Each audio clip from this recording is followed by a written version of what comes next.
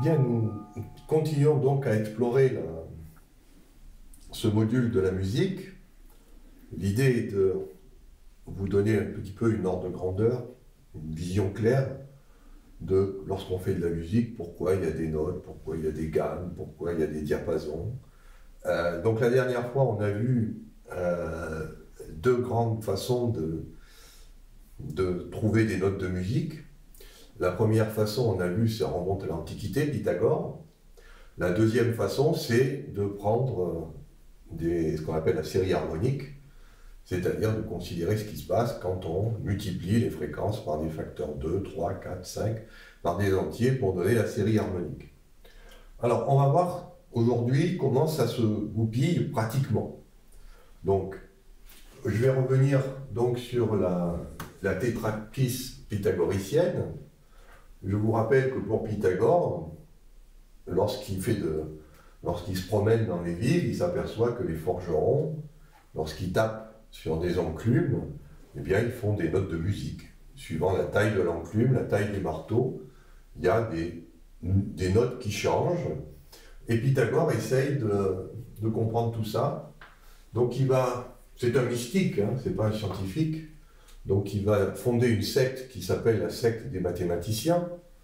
Alors aujourd'hui, je vous rassure, les mathématiciens ne sont plus une secte, mais à l'époque de Pythagore, c'était une secte. Et on va prendre donc les quatre éléments, la terre, l'eau, l'air et le feu.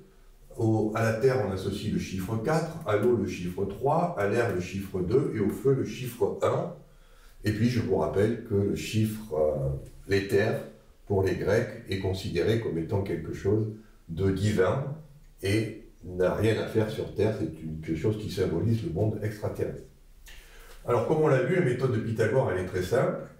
C'est que vous avez 4 chiffres, 4, 3, 2, 1, et donc vous partez de l'unisson, c'est-à-dire que vous répétez simplement la même note. Ça s'appelle l'unisson, on le note P1. Alors P1, ça veut dire Pythagore, premier accord de Pythagore. Ça peut être aussi le mot perfect en anglais ou parfait. C'est-à-dire que quand on entend un unisson, on entend un son parfait. Il n'y a pas de dissonance.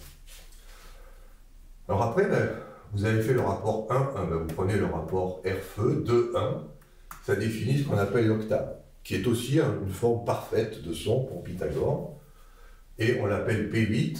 Pourquoi? Bien parce qu'on va le voir, il y a 7 notes de musique, et donc, à la 8e note, on retrouve la note de départ, d'où P pour Pythagore ou parfait, 8, rapport 2.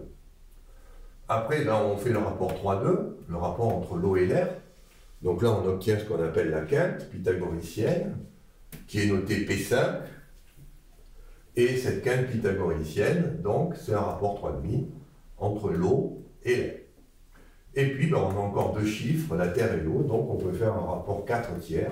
Ça va définir ce qu'on appelle le rapport de Cartes. Et ce rapport de Cartes, on le note P4, toujours P pour Pythagore ou parfait, et 4 pour Cartes, qui correspond donc à un rapport 4 tiers. Et on peut remarquer que 4 tiers, c'est l'inverse de 3,5. C'est-à-dire on inverse 3,5, ça fait 2 tiers, on multiplie à l'octave, on tombe sur la quarte. Ce qui veut dire que les rapports de quinte et de quarte sont symétriques par rapport au renversement de l'octave. Alors ça, c'est la tétrakis pythagoricienne. Une autre note qui va être définie par Pythagore, c'est ce qu'on appelle le ton majeur, la majeure seconde. On prend le rapport 3,5 de quinte et on l'applique 2 fois. Et une fois qu'on a appliqué 2 fois le rapport 3,5, on dépasse l'octave, donc on divise par 2 pour revenir dans l'octave de départ, et on définit donc ce qu'on appelle le rapport 9/8. Voilà. Donc 9/8, c'est facile, c'est quoi? C'est l'époque d'aune, c'est-à-dire qu'en grec, 8, ça se dit l'ogdoade, et épi, c'est au-dessus, donc le ré, c'est ce qui va être au-dessus de l'octave, avec un rapport 9/8 qui est le rapport le plus simple. Et ça, on l'a vu la dernière fois, si vous prenez ce rapport 3,5 de quinte et que vous l'itérez, c'est-à-dire multipliez par 3,5, puis par 3,5, puis par 3,5, la première fois, vous obtenez le ton, mais après, vous allez générer plein de notes de musique. Tout d'abord, les 7 notes de la gamme. Donc, si on part de là, ça va faire La, Si, Do, Ré, Mi, Fa. On va retrouver donc les 7 notes de musique, et puis après, on va s'apercevoir que ce n'est pas tout à fait juste. Le Fa est assez différent du point de départ, donc on va continuer, et ça va définir les dièses ou les bémols. Les dièses si on fait des cycles de quinte, les bémols si on fait des cycles de quarte. Dans la gamme pythagoricienne, les bémols ne correspondent pas aux dièses, puisque les dièses sont obtenus par un cycle de quinte, alors que les bémols sont obtenus par un cycle de quarte. Par contre, ce qui est intéressant, c'est qu'on prenne des quintes ou des quartes. Je vous rappelle que c'est simplement un rapport 3,5 ou l'inverse. On va toujours retomber au bout d'un certain nombre d'itérations sur un nombre entier d'octaves. Et en fait, on a pu montrer la dernière fois qu'après 12 itérations, c'est pour ça qu'il y aura 12 notes de musique dans la gamme, on obtient à peu près 7 octaves. On a généré, on s'est déplacé sur 7 octaves. Donc on a résolu cette équation, 3,5 à la puissance P égale 2 puissance Q. Et évidemment, comme cette équation est insoluble, mathématiquement, on ne peut pas la résoudre. Parce que là, on cherche quel est le multiple de 2 qui est commensurable avec le multiple de 3. 2 étant pair, 3 étant impair, cette équation n'a pas de solution. Ce qui fait qu'on ne peut avoir qu'une solution approchée qui est 12 itérations et 7 octaves. Et à ce moment-là, on obtient ce qu'on appelle le comma pythagoricien, c'est-à-dire le petit écart qui est en plus si on fait le cycle des quintes ou qui est en moins si on fait le cycle des quartes par rapport donc à une série d'octaves. Voilà, alors ce système pythagoricien est mathématique, c'est-à-dire qu'il n'y a aucune physique derrière. C'est juste une mystique sur la tétrakis 4, 3, 2, 1 qui génère les 4 éléments de la nature. On n'est pas dans la science, on est dans la philosophie. C'est la raison pour laquelle il y a des contemporains, enfin des gens qui vont reprendre cette méthode pythagoricienne et la critiquer. Parce que la musique, comme on l'a vu, ça peut aussi se traduire par des fréquences. Et on sait bien que quand on a des instruments à cordes, suivant où on pince les cordes, ben ça donne des sons différents. Donc on a une autre façon de voir ces intervalles caractéristiques de la musique. C'est la méthode de Ptolémée d'Alexandrie. On est à peu près 600 ans après Pythagore.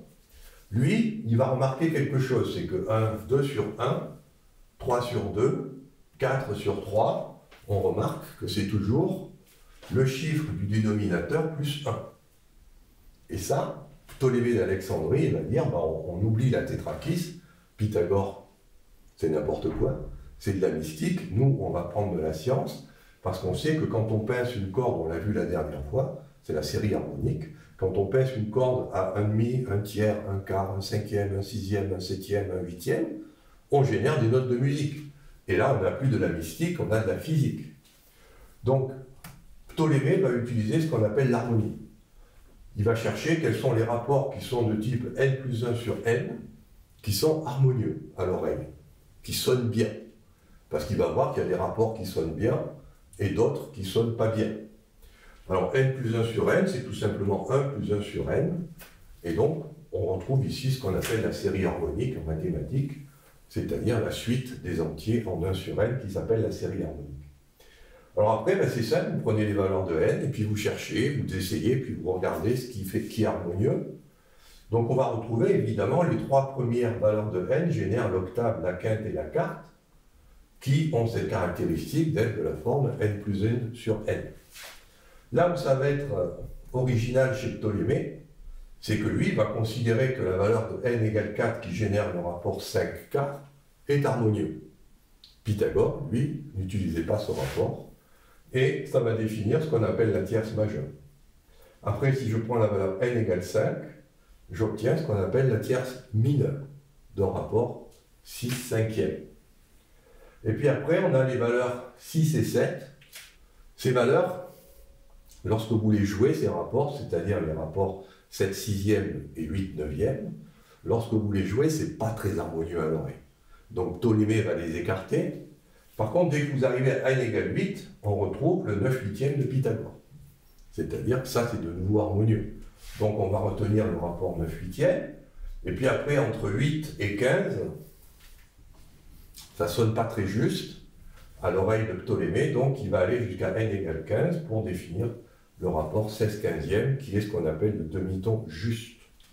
Pourquoi juste? Parce que on a des fréquences harmoniques et non pas des rapports mystiques liés à la tétrakis. Voilà, donc, durant toute l'Antiquité, on a ces deux façons de faire de la musique pythagoricienne mathématique et la musique de Ptolémée d'Alexandrie, qui est une musique physique, qui est basée sur le phénomène des cordes vibrantes et de la résonance. Alors, comme on l'a vu pour la médecine, la civilisation occidentale va sombrer dans le néoplatonisme, arrêter d'étudier la médecine, arrêter d'étudier la physique, arrêter d'étudier tout ça, ce qui fait que durant le Moyen-Âge, on va stagner au niveau musical, on va se retrouver avec, en fait, deux écoles, les curés, les curés sont cavalières de parler, disons, les religieux, qui eux considèrent que la tétrakis mystique de Pythagore est un symbole de divinité, donc on va associer les octaves, les quintes et les quartes à de la musique divine, ça va donner le plein chant, le chant grégorien, c'est-à-dire ces musiques où on s'autorise des octaves, des unissons, des quintes, des quartes, mais surtout pas d'autres accords qui sont considérés comme non divins. Et puis les gens qui veulent s'amuser et danser, eux, ils vont mettre des tierces. Par contre, les tierces viennent donc d'Alexandrie, de Ptolémée, et comme toujours, quand vous êtes à l'église et que vous mettez à danser, c'est considéré comme diabolique. La danse est assimilée à des comportements diaboliques. Je vous rappelle que le sabbat des sorcières, ce sont des dames qui dansent sur des musiques à base de tierces. Vous ne pouvez pas danser sur des quintes et des quartes. Quand vous écoutez des quintes et des quartes, vous avez envie de monter spirituellement. Dès que vous jouez les tierces, on a envie de gigoter, de se tortiller, et ça c'est la musique du diable. Voilà, donc cette façon de faire de la musique va quand même durer presque 2000 ans, et en particulier, on voit ici qu'il y a une chose qui est derrière les tierces, qu'on considère la tierce majeure ou la tierce mineure, on a toujours le chiffre 5 qui est derrière. C'est-à-dire qu'au chiffre 5, qui est le chiffre de l'homme, en symbolisme, on peut associer donc les tierces. Alors que pour les quartes et les quintes, on a le chiffre 3, c'est-à-dire le chiffre de la divinité. Voilà, donc on a un modèle qui est cohérent, qui va durer 2000 ans, et évidemment, comme vous devez vous en douter, il y a des gens qui vont essayer de sortir de ce carcan pythagoricien, et évidemment, la manière de sortir du carcan pythagoricien, c'est d'introduire les tierces, et dans la prochaine vidéo, je vous expliquerai quel est le problème de vouloir avoir des tierces en musique.